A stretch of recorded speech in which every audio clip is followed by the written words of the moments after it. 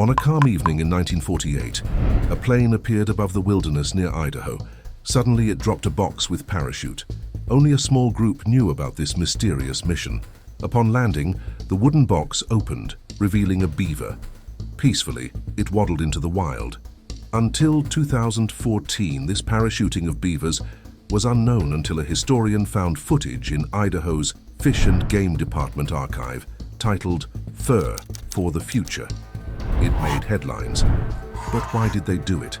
Wasn't it a bit extreme? To understand why beavers were parachuted into the wilderness, we need to delve into history. As America expanded westward, settlers disrupted beaver habitats through agriculture, logging, and building dams. However, the biggest threat was hunting for their fur. Scientists recognized the negative impact on ecosystems, as beavers play a crucial role. Awareness grew about the beaver's ecological importance. Creating and maintaining wetlands is vital not only for biodiversity, but also for human water supplies. Thus, protecting beavers became increasingly important. The solution wasn't straightforward.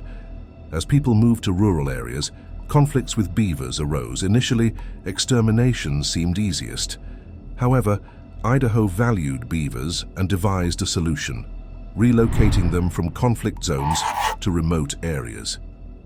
Catching and moving wild animals wasn't easy back then, especially beavers needing constant water for cooling. Many attempts failed, prompting a new plan. Elmo W. Hetter of the Idaho Fish and Game Department conceived a revolutionary idea: transporting beavers by plane and using leftover parachutes from World War II. They designed boxes to hold multiple beavers, which would automatically open upon landing. They tested the system, occasionally using a beaver named Geronimo in the trial runs. The box design was simple: two halves held together with ropes and designed to open upon impact, allowing the beavers to escape without human intervention. In the final drop, Geronimo was joined by 3 females. They landed successfully and disappeared into the wilderness.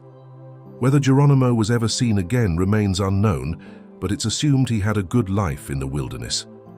In total, 76 beavers were parachuted, with only 1 casualty falling from the box mid-flight.